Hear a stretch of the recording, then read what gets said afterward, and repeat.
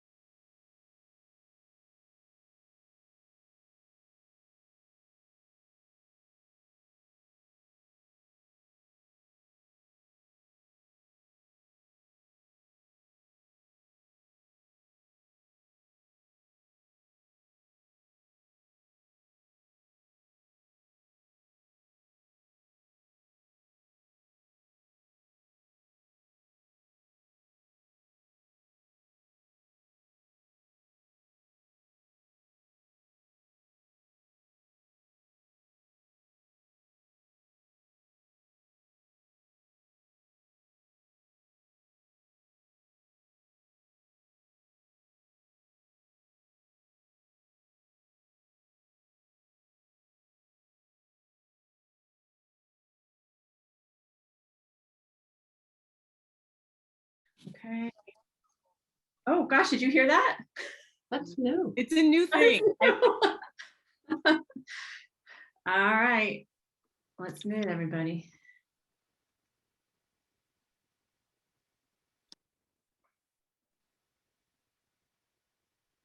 All right, welcome everybody. We're going to give folks a few minutes to get hooked in with their audio and just get on board.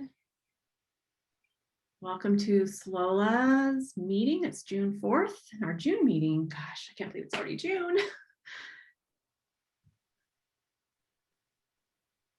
All right.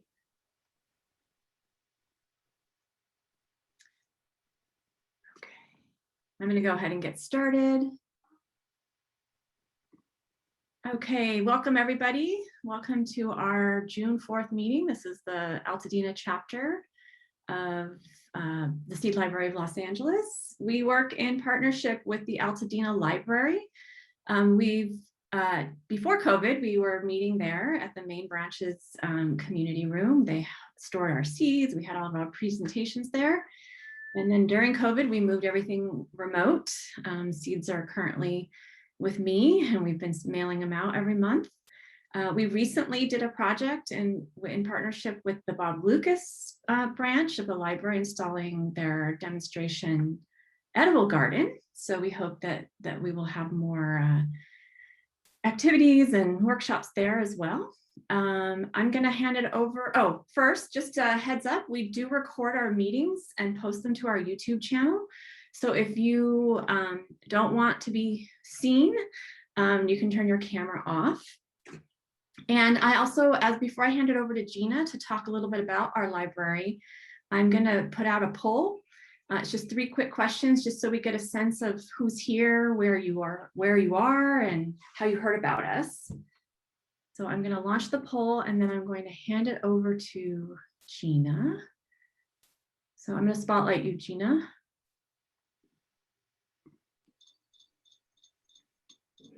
Okay.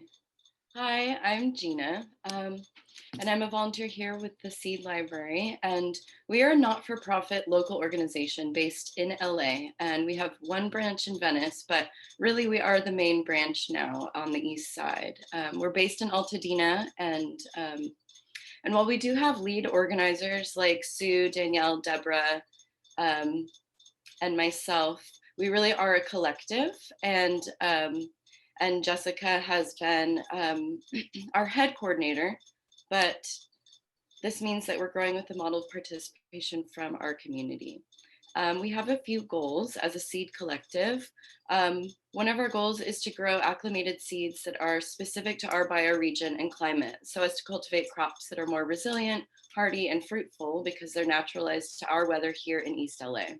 And that process does take roughly 7 seasons. So the more we turn in our seeds each year and grow from those seeds, we can get to a place where we do have acclimated seeds.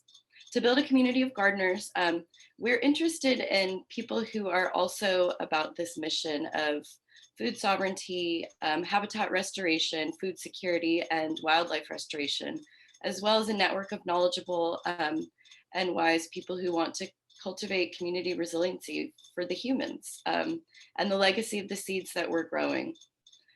Solo works like this. Our meetings are always open for anybody to attend, and they're free. We have speakers each month, and they'll share on various topics that we find relevant to the mission. And we also factor in what you guys are interested in learning about when we choose our speakers and topics. To be a member, though, you must live in the LA area and technically be able to attend a seed library meeting in Altadena. So the idea with that is really just to keep it like hyper local. And then it's a one-time $10 donation, and this grants you access to check out up to 4 seed varieties every month. And and yeah, so the intention is that you actually bring seeds back using the languaging of checking out the seeds. So We encourage you all to return your seeds. And if you have other questions about the specifics of seed saving, we will continuously have classes on this. We have some more information too. If you want to email us about some seed saving tips and common mistakes and, things like that. Keep an eye in the chat for various relevant links. And and one last note is for seeds to be returned to the library, we do ask that they be open pollinated, organic, and non-GMO. And if these are new ideas to you, take it and run with it and maybe do a little bit of researching about that and ask us if you have any questions. Thanks.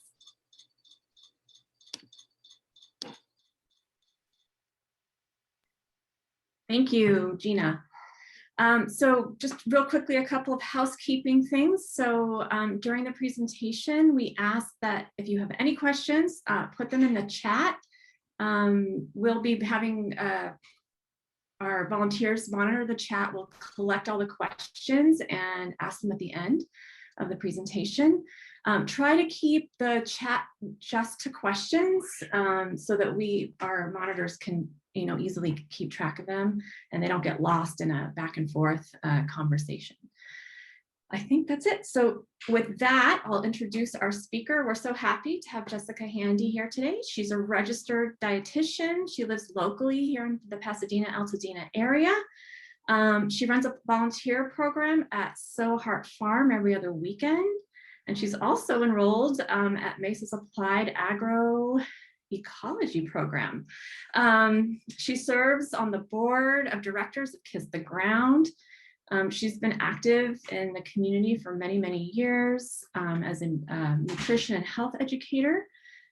She's worked for a number of agencies to bring food equity to underserved communities. And in the latter part of that work, she worked for Kiss the Ground, advocating for healthier food systems and regenerative land management stewardship. So with that, I'm going to hand it over to Jessica, and she will just take it away. Thanks, Jess. Really grateful and honored to be here. And I just want to start off by saying that, I've been gifted, as we all in our journeys have been gifted with wisdom along our way from just experiences and sharing in community. And so I'm here not as an expert in any particular field, but more of as a somebody who has been gifted with information and resources, and I'm here to share those resources that I've shared. And really, in your questions that you ask or comments, really I'm hoping that this is a space for us all to learn and continue to grow as land stewards of this beautiful planet that we share. And so I am here, topic of today, to talk about land stewardship, earth stewardship, and more specifically, how to apply that to your local spaces. Whether you have land that you own or not, there's opportunities to steward land that could be a relationship of reciprocity with Mama Earth. And so that's what we're going to go through, and I'm going to get some really great tangible tips on how to apply that and some kind of more broader ideas, because there's not, it's not a one size fits all model with land stewardship. And I'll talk a little bit about this, but every space, I can have neighbors that live in the same city, Pasadena, Altadena area, and your little microclimate could have so much of a unique essence that what works in my neighborhood, what works in my yard may not work in a yard down the way, because you're looking at climate, you're looking at like the microclimate, you're looking at the sun, shade, and just where the home is settled on the property. And so those are all little things that we should take into account when stewarding land. And so we'll go over that, but again, some really great tips that you can walk away with as you are on your journey. So I have a presentation that I put together for some visual support. So let me go ahead and share my screen.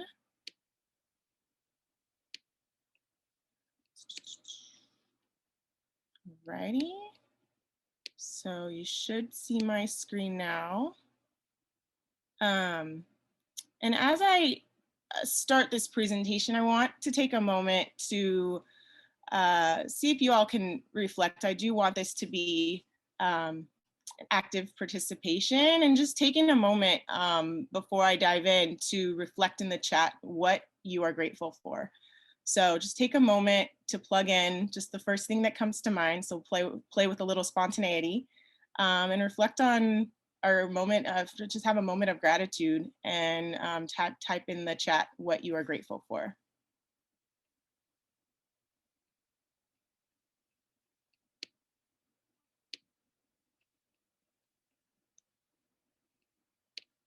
Love it. Love all of these reflections. And as you're chatting, as you're typing in your gratitude, I'll verbally express mine, and kind of goes in alignment with what I was sharing earlier, and just the ability to share resources, share wisdom, so that we can all continue to grow, and deepen our connection to the land and the beings that we share it with. So thank you all for participating in that. So as mentioned earlier, that Jessica gave that really sweet introduction. I am a formally trained a dietitian. So I went to Cal Poly Pomona, and I took that journey because I had a deep interest in health and wellness. And that interest stemmed from a place of seeing my family suffer from health issues, and really wanting to take initiative and identify ways to prevent not only issues that my family was dealing with, but in my community. And so I pursued nutrition in school, because I felt like I wanted to take action. And that then led to really trying to deepen my understanding, because you could tell somebody to eat their fruits and vegetables. We all know that. It's not rocket science, but why are we still not eating our fruits and vegetables is what I found. It's like there's issues of accessibility, of course, and just people oftentimes want to go for the sweeter, junkier foods. Sometimes they're more convenient. Sometimes people feel like they taste better. There's a host of reasons why people choose to eat certain of the less healthier foods than others. And I wanted to figure out ways to get creative and help inspire people to eat healthy. And that led me to wanting to learn how to grow food. I didn't grow up growing food. I actually don't really know much of my historical connection, other than I'm a Black American, and through the slavery connection, certainly my ancestors had that connection to land. But in terms of my personal family lineage, and really grandparents connecting to land, I didn't have much information about that.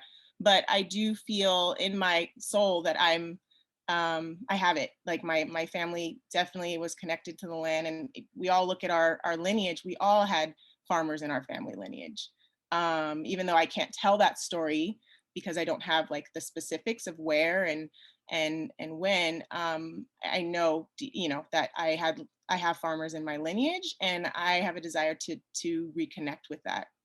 And so I'm on a journey personally of remembering, reconnecting, and lastly, having a relationship of reciprocity with the land that gives us so much. And so I'm coining myself the farmer dietitian, because that's what I'm kind of bringing into manifesting that. I'm an aspiring farmer. As mentioned, I volunteer at the at Soa Heart Farm right now, and am hoping to in the future manage a farm that will be a kind of a co-op operation where others can come and learn and remember, reconnect, and practice reciprocity. So this is a little bit, I talked about this a bit. So I touched on a little bit of my past. As mentioned, I used to work for Kiss the Ground, which was really a really major point in my kind of career in awakening myself up to the importance of soil health. As a dietitian, we never talked about soil health as it related to food. And it was, when I started learning about soil through my work with Kiss the Ground, it just was a point in which I was like, how are we not talking about this? How are we not connecting soil and food together? And I feel like there's more and more conversations being had now. But that was really the catalyst that launched me to deepen my desire and practice in land stewardship. So I'm really grateful for that journey. So currently I'm managing my own home garden that I actually have opened up to the community. And I'll touch on that a little bit later. But one thing, I have a few garden beds in my front yard, and a fellow community member lives in an apartment, and I opened one of my garden beds to allow her to garden in my space. So we'll touch on that again in a little bit, but there's ways in which I mentioned, if whether you own land or not, there's ways for all of us to be able to steward land. We just have to be creative. I'm a MESA fellow, so what that looks like is it's a stewardship program for aspiring farmers to learn and connect with other people who are called to be land stewards and share resources and build together. I'm also an active wolfer, and so for those who are not familiar with wolfing, check it out. It's an opportunity for people who want to connect with land to connect with farmers around the world and volunteer on their land. So it's another opportunity for me to deepen my connection and practice in land stewardship so that I'm well prepared for my future farm. And then I mentioned Sow a Heart as well as the program that I currently participate. And then future, just continue learning and the dream of having the co-op teaching farm as well. So kind of diving into land stewardship, and I'm speaking, everything I'm talking on is just from a space of just my own personal journey. And so certainly there's a lot more than what I'm going to be discussing, but this is really what I practice, and I'm sharing this with you. And so, as I mentioned earlier, it's not a one size fits all when you're managing land, when you're gardening in your backyard or your front yard or a parkway.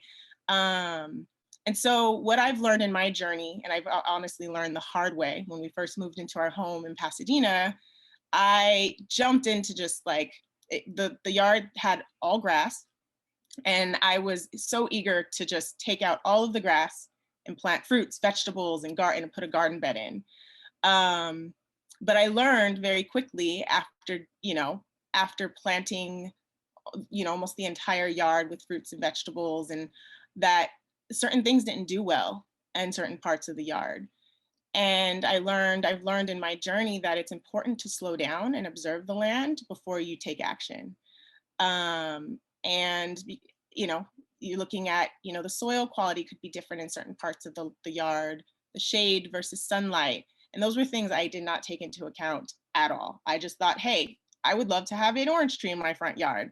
But I didn't think that, maybe that orange tree is not going to get enough sunlight because of the layout of my land.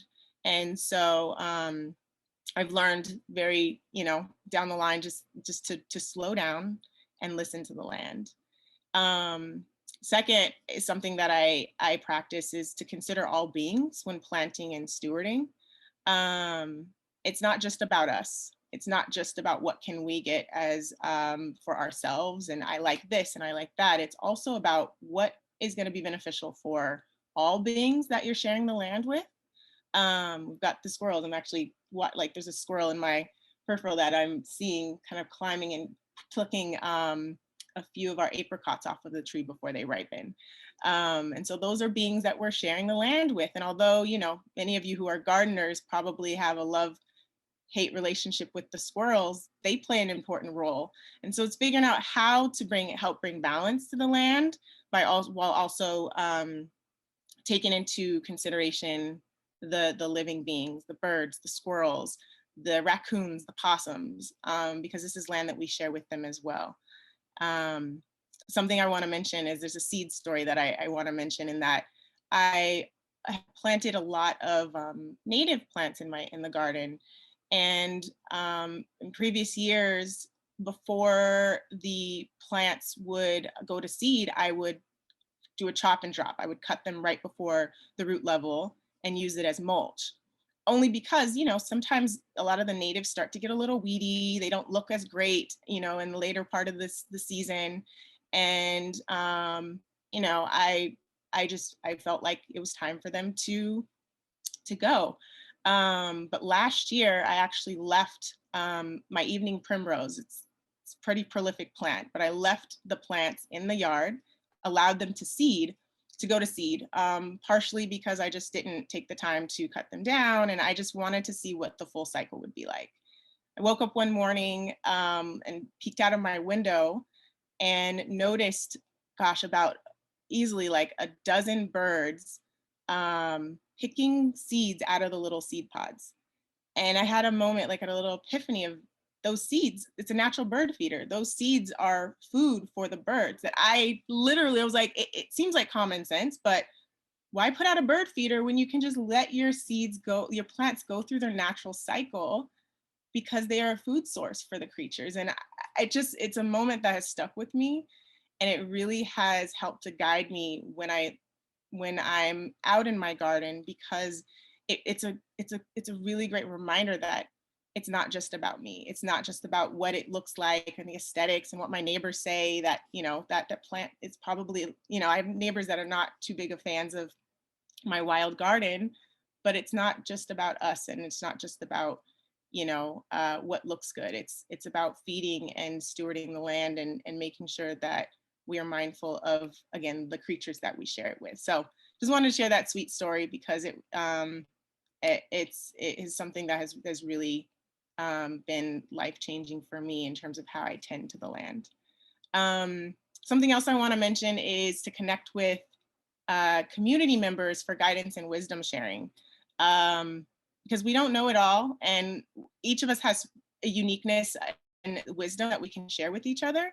And I certainly have, you know, when I started gardening, I failed so many times. I killed so many plants, and I didn't give up. I sought support from community members and people who had been gardening for much longer, to continue just kind of tweaking things and practicing trial and error. And so I just encourage you in your journey to participate in conversations like this. If you have a neighbor that has a really beautiful, flourishing garden, talk to them and find out how they're managing their garden, because there's always things that we can learn from one another. And I spoke on this already, but just keep practicing it even if you feel like you're failing, because that's how you learn. Again, I've killed many plants and I'm getting better, but I still have moments where I'm not, you know, where I can continue to grow and learn. And so don't give up. Let's see. Okay.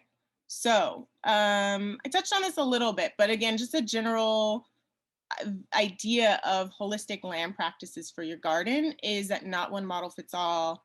Every place has an essence, and everything and every being is interconnected. And so I touched on this a little, but just want to emphasize it again, that it's important to just slow down and observe your land, or where you're gardening before you plant, because it helps you understand what the needs are. So here's some kind of more, you know, individual practices that you can incorporate on your land. One is biodiversity. This is actually that evening primrose this year. You see those yellow flowers. That is the current photo of what my front yard looks like. It's quite wild. But biodiversity is so important in your garden. One, because who doesn't want, you know, just a host of different types of plants in a garden. It helps to bring biodiversity in the birds and the bees and the insects. Also, what's happening above ground is there's a reflection also that's happening within the soil. When you have biodiversity of plants underground, you also have various depths of your root systems. It allows for biodiversity in the soil health that then helps to create just a healthier overall ecosystem.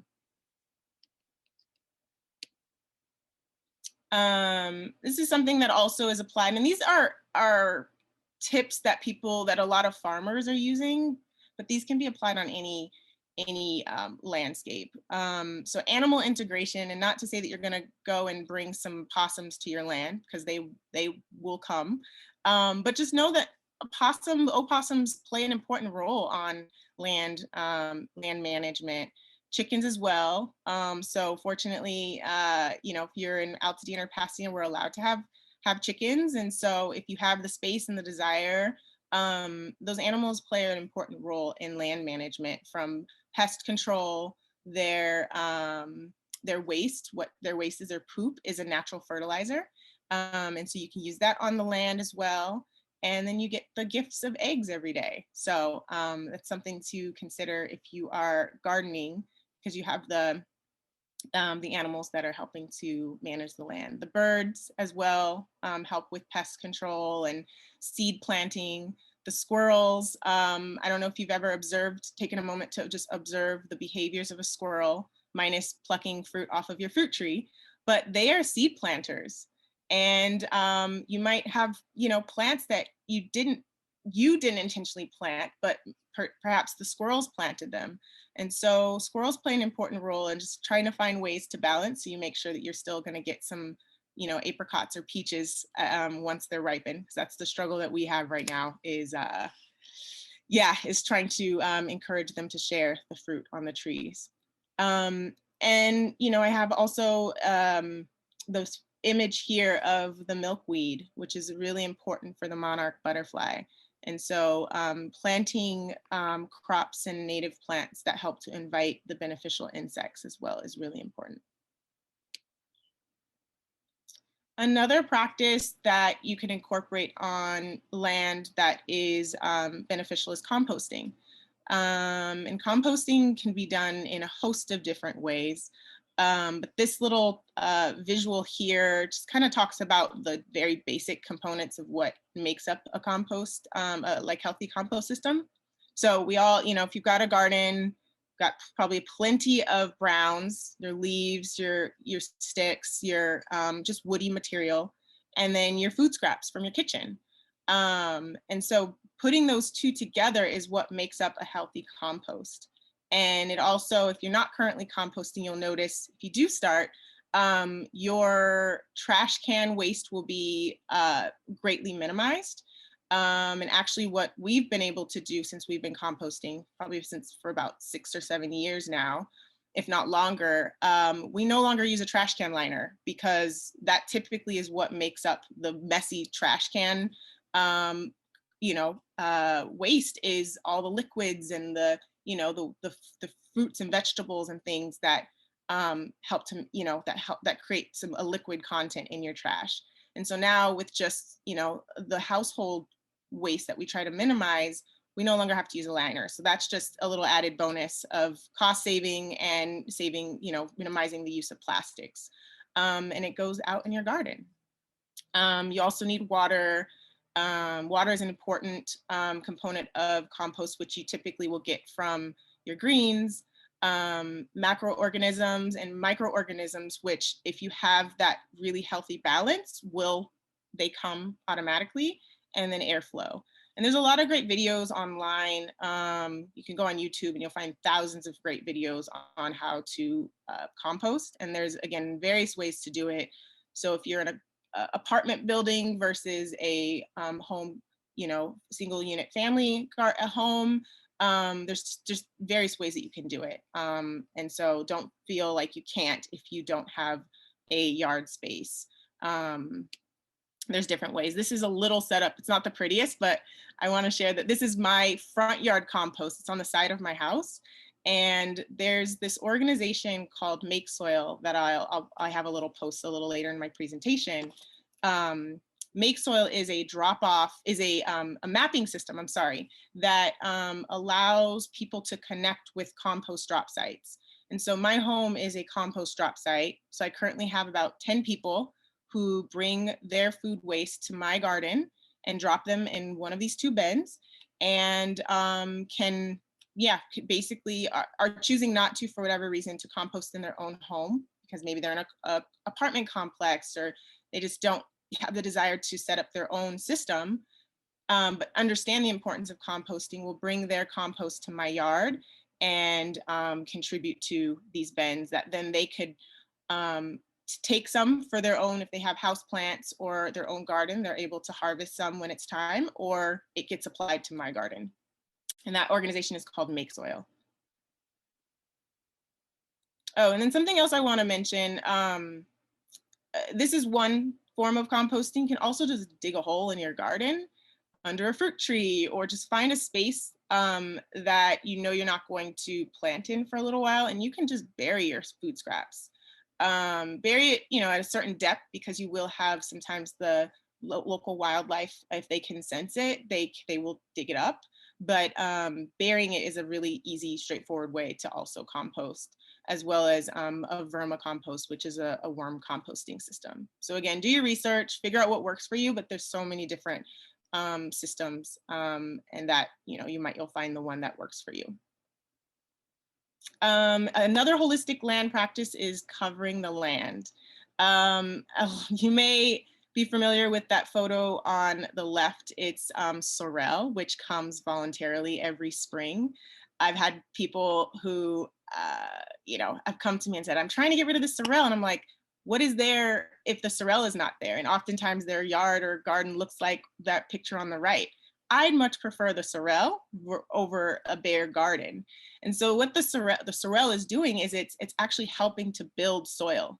Nature has a beautiful natural system that nature does not want to be bare. Nature wants to have land covered.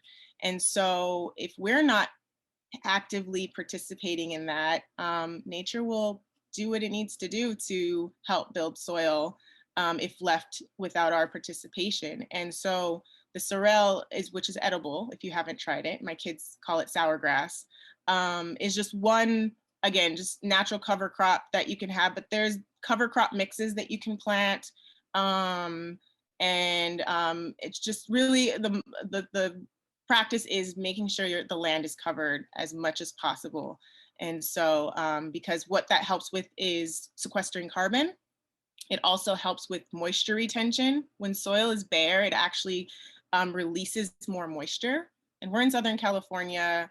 We need to keep as much water in the ground as possible. And so when we cover the ground with lots of plants, mulch, cover crops, we are actually helping to retain that soil moisture. And then there's other ways of doing it as well. You can build,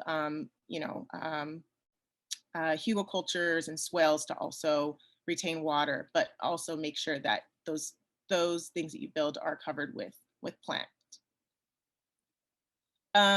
Minimal disruption of soil is another holistic practice. And so that image on the left, you'll see they're basically, this is an image of somebody who was probably clearing their yard with some plants. And instead of ripping the plant out of the ground, they did a chop and drop model. And the reason that's beneficial is you don't ever want to rip a plant out of the ground. So say if you have a garden bed and you have annuals, you're growing something like, kale. Instead of ripping that plant completely out of the ground, where you're removing not only the plant, but also the root system, do a chop and drop. Just cut it right before the soil level. That allows the roots to stay in the ground. That minimizes the disruption of the soil. And over time, the root system will break down. You're actually feeding the microbes, because the microbes are going to eat that root system. And then it's also going to create a natural air pocket to allow for more water retention. And so what you could do if you have a garden bed, for example, and you're practicing that model, just plant the seed right next to that kale that you have just chopped. And so that allows for, again, just kind of the slow breakdown and natural soil building practices. And then what you can do with that plant that you've chopped, just you can use it to create a mulch, and it helps to cover the ground. And so that's what this image is modeling here, is those plants will eventually break down and help to feed the soil. And so you have a nice cyclical model where none of the foliage, none of the plant matter is leaving the property, it's staying on the land. And then the photo on the right, I try to plug some of my favorite local spots that some of you may recognize it. It's the Crescent Farm at the Arboretum. which Lee Adams was the lead designer, and it's one of my favorite people who helps to run that space at the Arboretum, and a really beautiful space with a lot of natives. And again, just a really great model of minimal disruption of soil and use of cover crops and like plant matter. Here's another practice is natural pest control.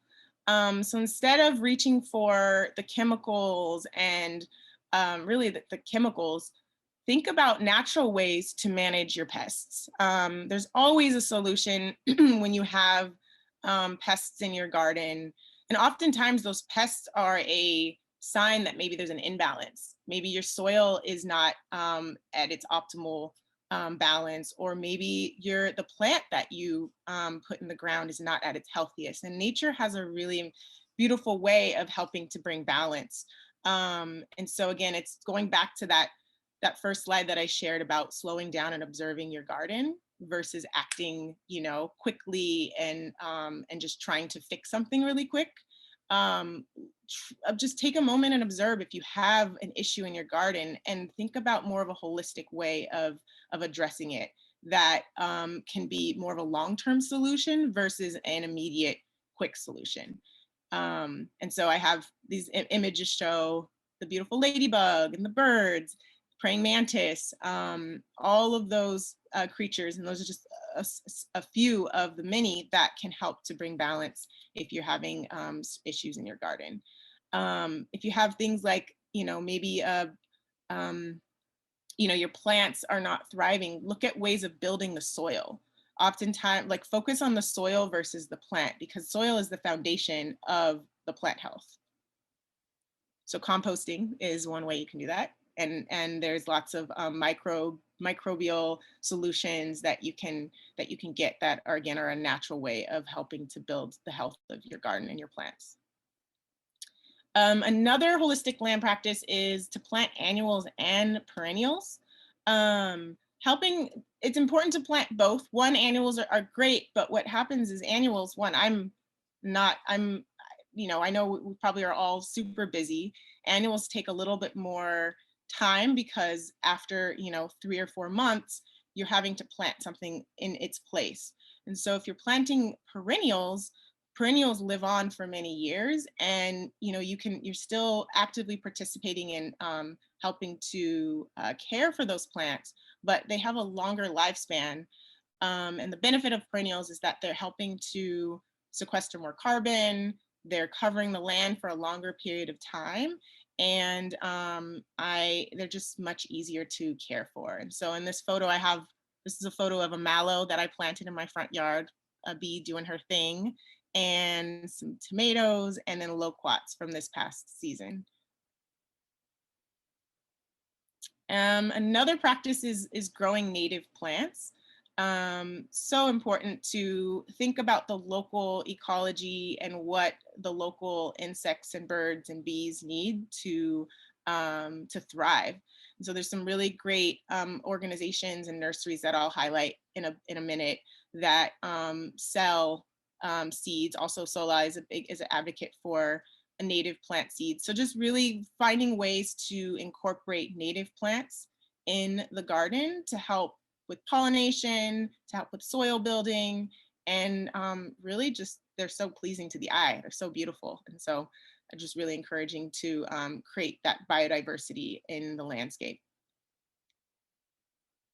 And then seed saving is really important. One, and you all may know more about this, I haven't done a whole lot of research on just the adaptability of plants. If you're planting the same seeds, year after year in the land, but I can only imagine that those seeds become more resilient to the landscape if they are from the land, that particular region and land. So just really important to think about how to save seeds for a host of reasons. If you're on a budget, seed saving doesn't cost you anything, and so you can have your initial plant, harvest, collect the seeds and save them, share them, and plant them for the next season. And it it's so rewarding, and it's such a really great practice. I started seed saving just a couple of years ago, and it's been a really great part of my land stewardship practice.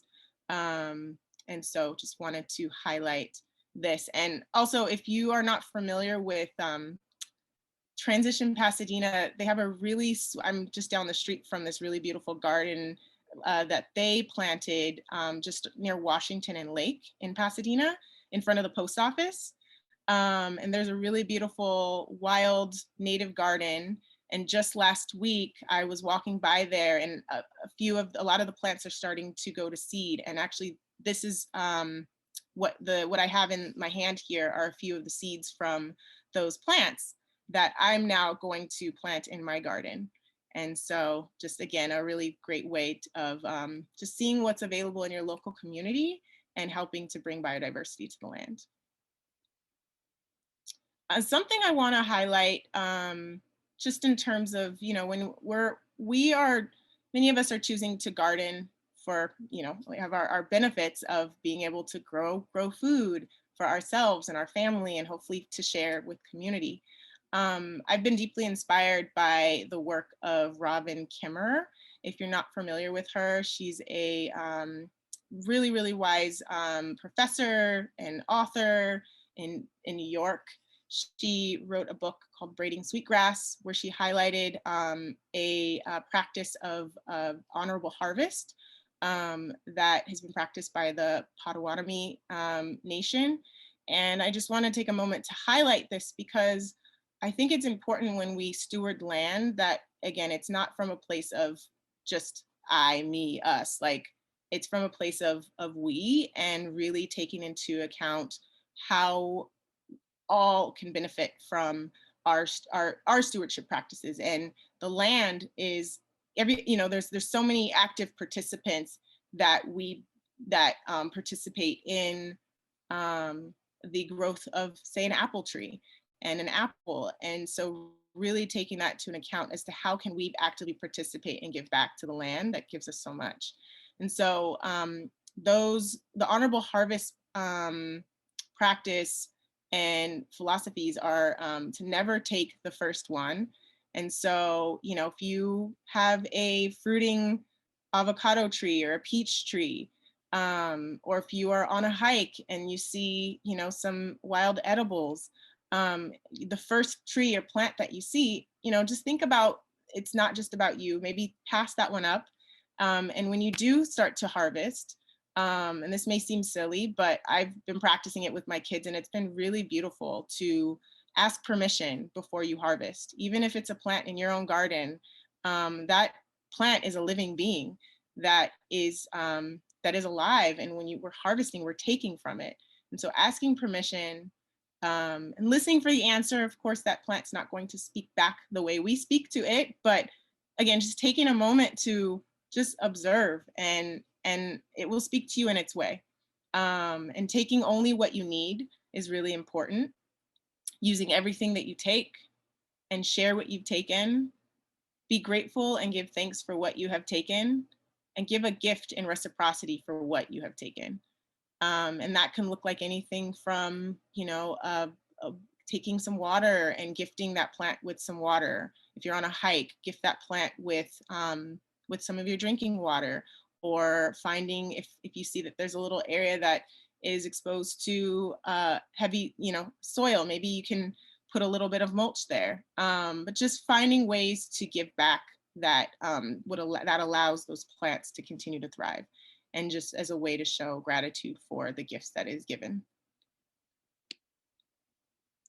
I want to highlight these kind of options. I mentioned several times of just different places in which you can steward land and grow food. And so these are just images for inspiration. If you are feeling like I don't have a garden, I can't. There's so many different ways and places that you can. So say if you have a balcony, there's a lot of creative ways of growing food and plants on a balcony. There's community gardens in our local area that you can participate in, and it's already a built-in community where you can garden. And then shared private garden, as I mentioned, we're really fortunate to have a garden that we tend to, and I have opened it up to a few community members to garden with me, and they've been able to adopt a garden bed in our front yard so that they can grow their own food. And you all may be familiar with Ron Finley, and he's been a huge advocate for parkway gardening. And so just using the land that's around you. The land is so much healthier and so much more beautiful when it's covered with plants, and we can be active participants in that. So I have this just kind of compilation of different organizations. These are some of my favorite local orgs for resources that you might find useful.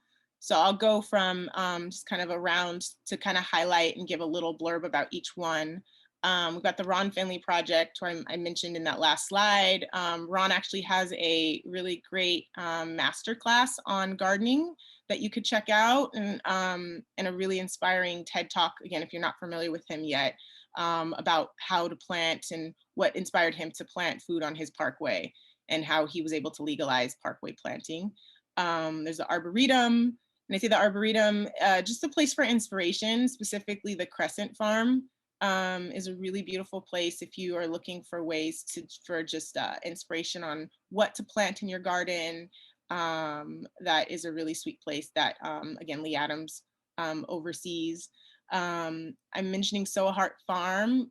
As I mentioned, I run the volunteer program there. So if any of you who are on this call have a desire to kind of see firsthand what it's like for like a larger scale 17-acre farm that practices regenerative land practices, it's an open invitation to join me. Feel free to shoot me an email, and I'll have my email shortly if you're interested, and I can send you more info on our scheduled volunteer days.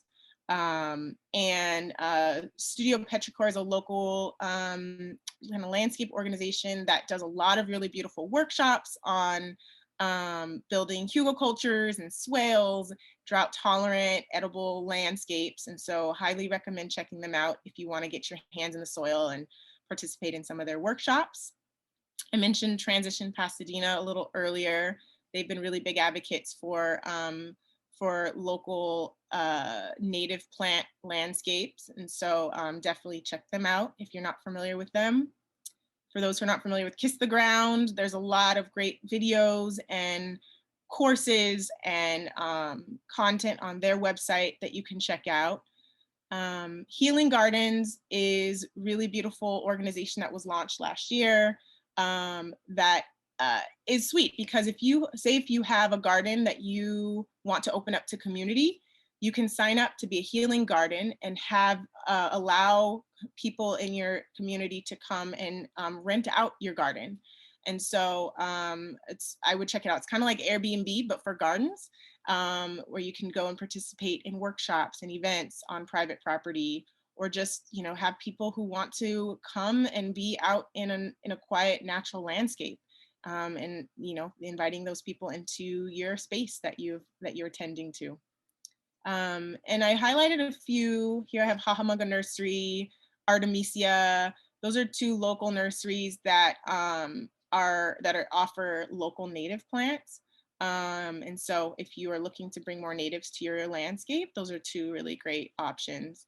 I'm highlighting the Buy Nothing project. It's more general in terms of what that organization is, but if you're not familiar with Buy Nothing, it's kind of a hyper local community exchange group where people in your neighborhood exchange items for no cost. You just say, if I have a extra wheelbarrow that I no longer need, I can post it on my Buy Nothing group, and I can gift it to a neighbor.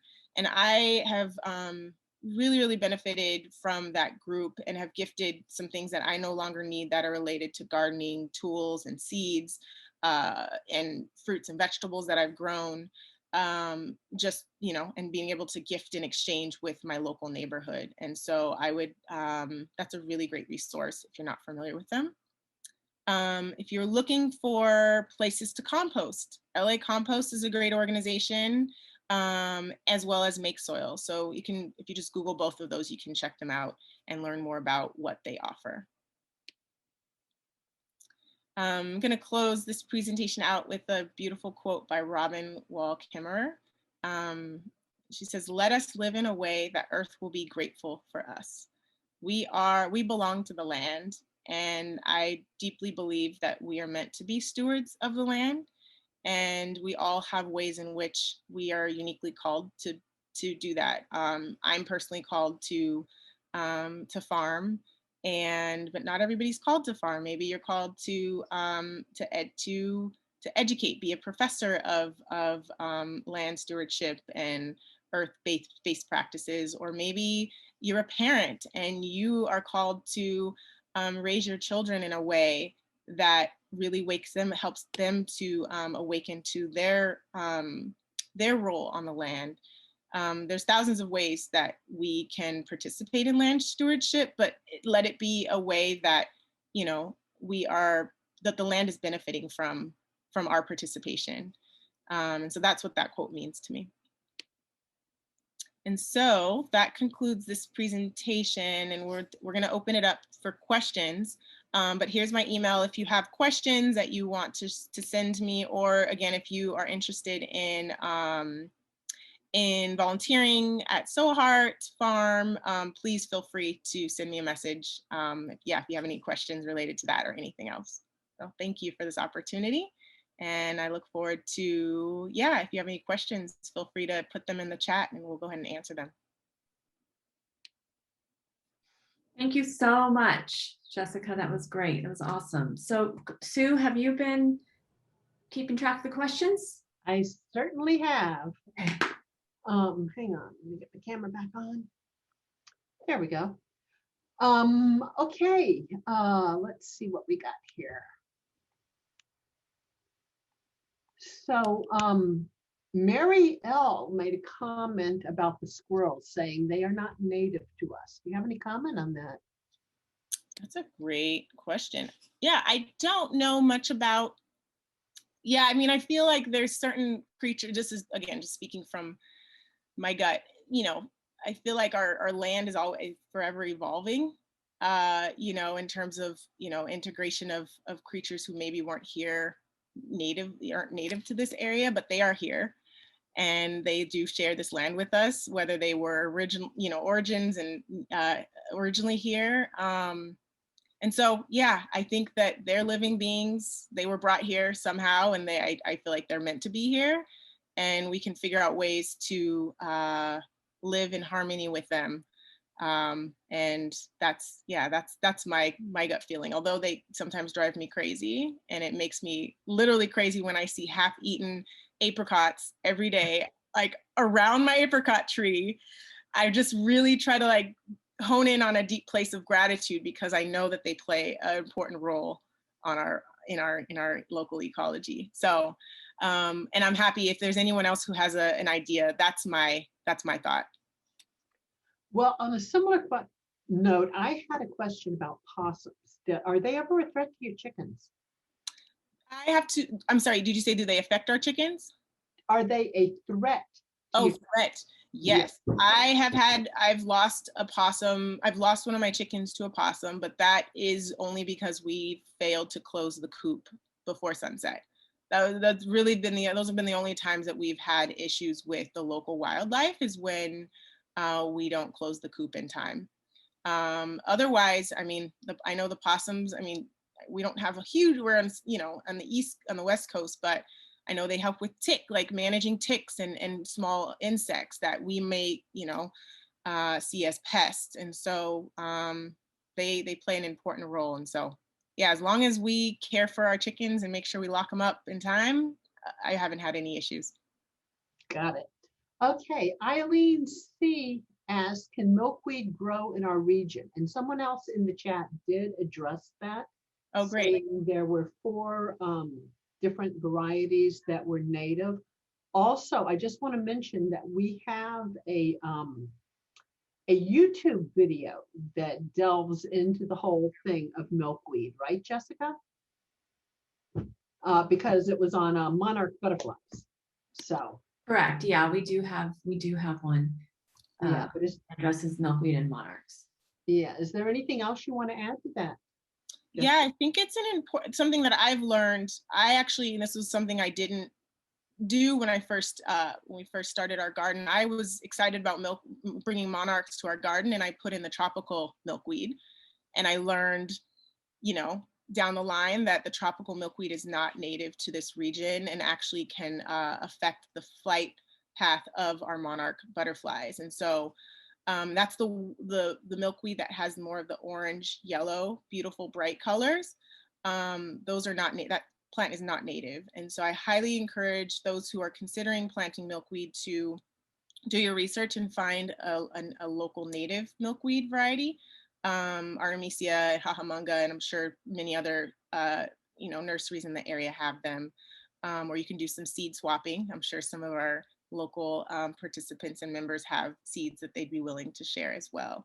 I do also know that if you do have the tropical and you don't want to pull it out, that there's a time of year that you can cut it back if you do choose to do so. And I don't know if anybody else has any suggestions, but that's what I have learned. And that point is actually covered in the video we have on the YouTube channel. Perfect. So going back, people love watching those videos. Yeah. Okay, another really good question again from Eileen is, what kind of compost bins are those bins you were showing? Good question. You know what? I don't know the name of them. They I think the city at some point had a rebate on them, the city of Pasadena. I think that's kind of the generic ones that they give out. I'd be happy I can look it up and happy to message you, but I know the city has just generic ones, and there's so many. I like that one because it's just a solid container. With the door in the front at the bottom. Yeah, exactly. It's a little easier to mix. Again, there's so many different methods of composting. Some people will just allow it to sit and then draw from the bottom.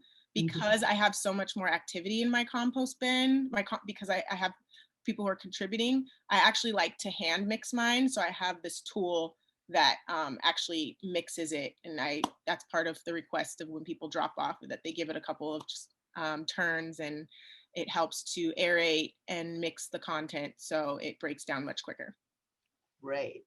Okay, Jackie L asks, if I dig a hole for compost near a tree, would that not ruin the root system? And how far away should I dig the compost hole? That's a great question. I would say, going back to kind of something I mentioned earlier, slow down.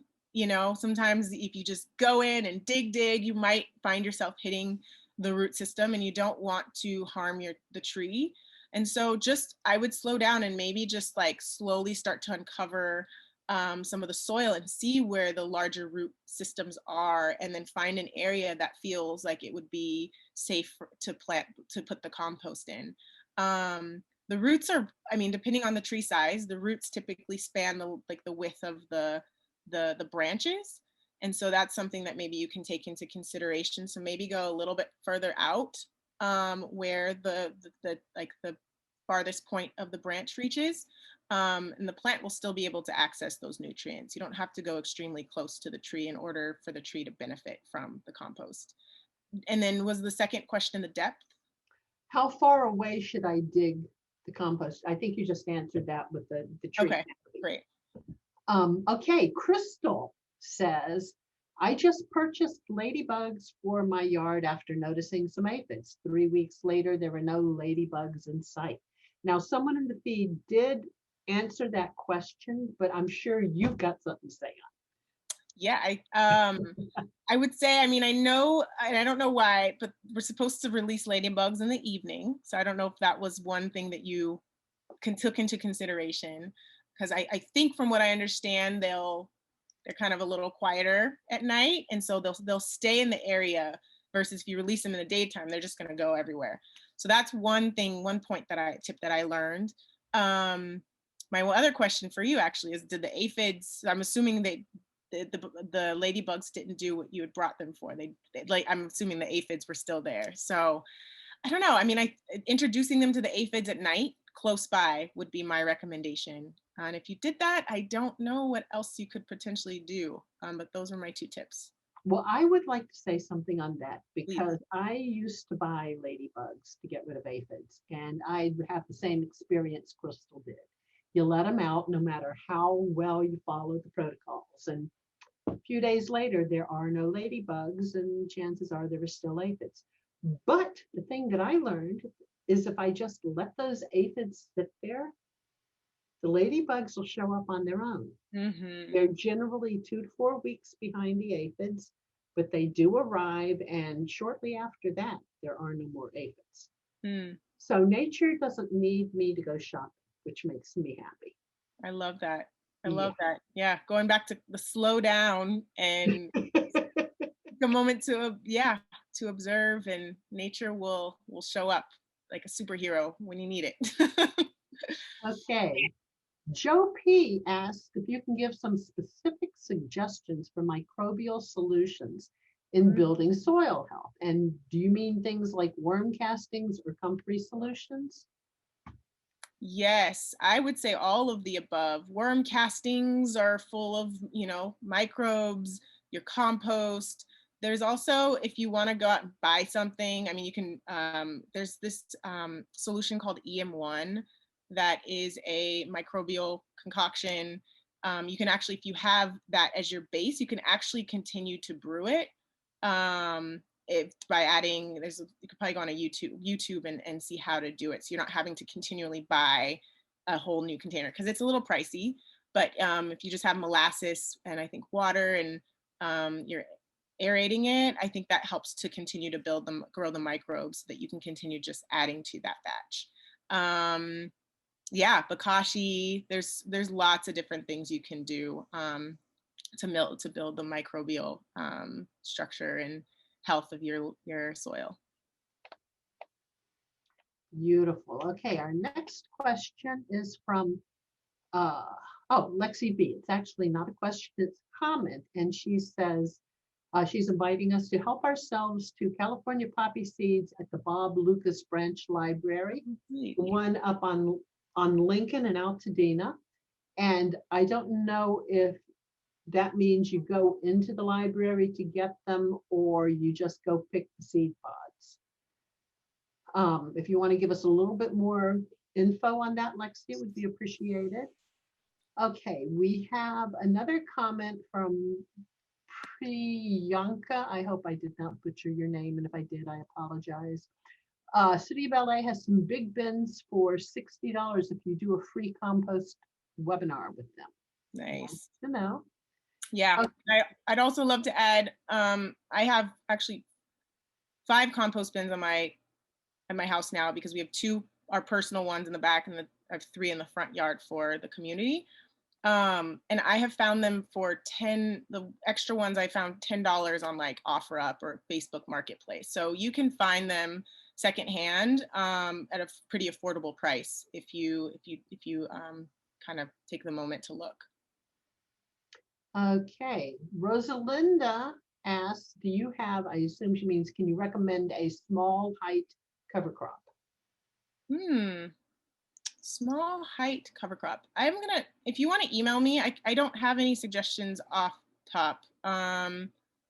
Small height. Yeah, I can't think of anything in the moment. Feel free if anybody else would like to suggest some.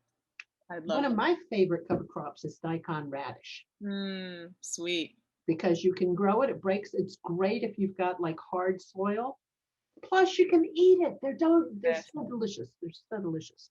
Radish. Yeah, I see somebody also put fava beans are great. Those are nitrogen fixers. So if you're growing, I've never grown corn. I just don't have enough space for corn. But if you're growing things like corn that need a lot of nitrogen, that's the beans are excellent to plant prior to things like corn. So clover is a good cover crop. Yep. And tasty, yes. Growing things that you actually can eat. Thanks, Levi. You put clover in there is great. So yeah, and you can get a mix of these if you want to just have a nice diversity, a diverse blend of plants. Yarrow, sorrel, those are all excellent cover crops. Thank you guys. Okay, Whitney Fair put a link to smilinggardener.com because they sell, I'm not sure if I'm going to say this right, mycorrhizae. That is the micro, the fungi. Yeah, the little microbes that live in the soil. Oh, awesome. And that's like a nice thing to add. It's kind of like the EM1 stuff, but different. Oh, Levy Brewster has some compost bins if anybody wants to pick them up. Amazing. Thanks. So, Levy, you might want to post your email or your cell phone or some way people can contact you. Okay, Joe Parker mentions that fava beans are 10 to 12 inches high, which is true. They're not a short. Clover! Okay, now, can I say something about the clover? Because I'm really, really into clover as a grass replacement. You got like the Dutch clover, which is much more compact, closer to the ground, but it's a perennial. You plant it, it's going to come back again and again and again. Red clover or crimson clover is an annual, but it's not short. It grows tall. I've used them both in the garden, love them both. Yarrow and sorrel are also mentioned by Amy as cover crops. And the yarrow's a perennial, which is great. That'll stick around. It goes a little dormant, but that's one that you won't have to continue planting every year. Oh, Crystal, I just realized who you are. Hi. Okay. Levy has put her email up. Oh, and it's Levi. I know Levi. God, names are challenging. No worries. Mycorrhizae.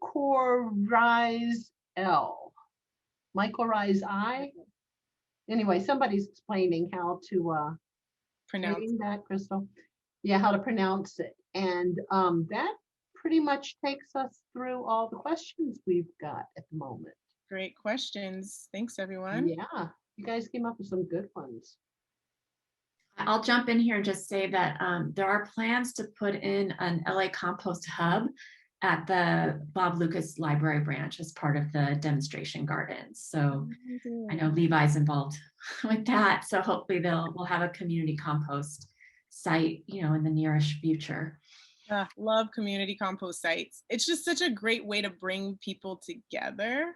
Having our drop site in my garden has allowed me to meet neighbors that I hadn't connected with before, and that's how I connected with the person who's now gardening in my front yard, and we're sharing seeds, and it's been really sweet. So I'm excited that there's a new compost site that's going to be popping up soon.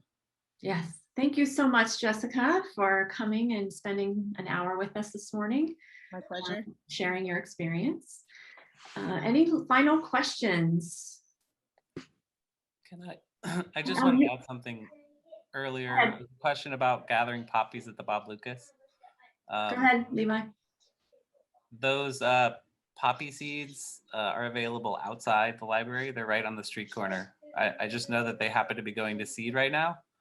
The library will collect some of them, but if anybody just is looking for California poppy seeds, they're available.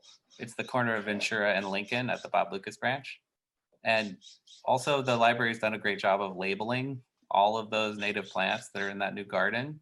So if you have, we have the narrow leaf milkweed is represented there, so you can see it up close and get more information about that. They also have a library collection now that includes books about native plants, regenerative gardening, water, a lot of things Jessica's talked about are now actually, there's a reference section. And for Jessica, if you want to add to that list at the library, just stop in and ask for the branch manager, Diana, if you want to suggest books for that collection. Amazing. Would love to. Thank you. Bye.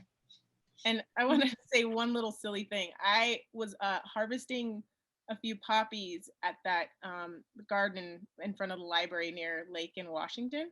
and maybe that's where poppies got their name, but, this may be super silly, but when the pods are dry, you touch them, they literally pop.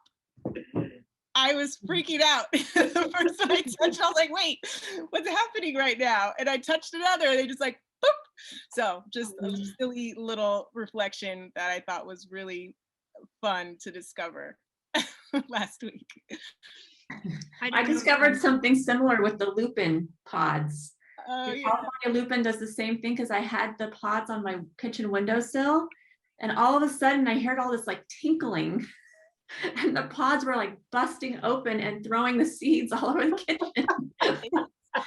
So fascinating. Yeah. Yeah, I feel like the more time you spend observing, slowing down, and like just watching the land around us, like, yeah, it's so amazing and fascinating and beautiful, and there's so much to learn, and really grateful to be with you all. And let's encourage our next generation, our children, to have these beautiful experiences so they can develop a love and a reverence for land that we are asking them to protect.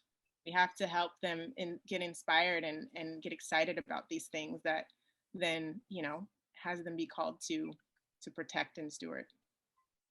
Every day I learn something new in the garden.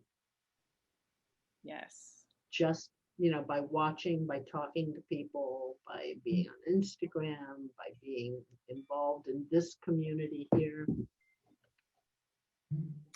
All right, guys, I want to be mindful of everybody's time. It's after 11. If you want to unmute yourself with any final comment or question, please do so now. Otherwise, I think we will sign off. Is your hand raised, Prudence? Can you unmute yourself?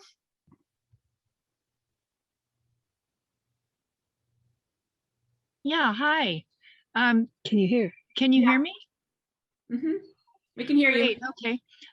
Earlier today, I was watching a conference called Milkweed and Monarchs. It's by the Santa Monica Mountain Fund organization, and they have all of their information, which is being broadcast right now online, but you have to sign up for it. It's from 9 to 2, and they're recording it, so you can go to their website and get lots of information about the specific parasites, like the golden aphids that are attracted to the broadleaf, the narrowleaf milkweed. And it gives lots of information. So I'm just wanted everyone to know about that resource. Thank you. Yeah.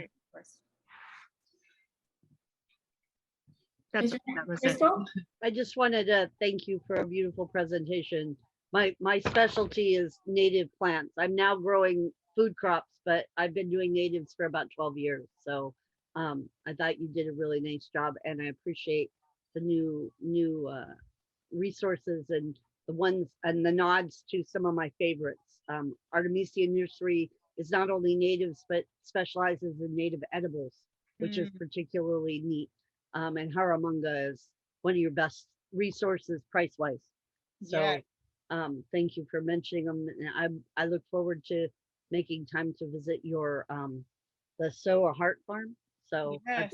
I've got things written down so I can look up things. So. Wonderful. Thank you. Yes, and one I can't believe I forgot. I actually had the image, and it did not make it on that page, is Theodore Payne. So sorry, Theodore Payne peeps. There are extensive resources on their website for information. Yes. Yeah. So Theodore Payne's another really, really great place. So. Yeah, and Jessica, if you want to just email me any like your email address and any other resource links, I can send them out in our next email to our wonderful. Community. Yeah. Okay, I would love to do that. Thank you, Jess. All right, well, thank you, everybody. We will not be having a presentation meeting next month for July. We're taking the month off. We still will be doing a seed checkout. We will be back in August. Not sure if we're going to be remote or in person, and we're not sure what the next half of the year is going to look like yet, but just we'll keep you informed with our email and let you know how we're going to proceed. All right, thank you for coming today. And thank you so much. Thanks, Levi. And Arlington Garden, shout out to Arlington as well. Really great space in Pasadena. So thank you. All right, goodbye, everyone. Bye.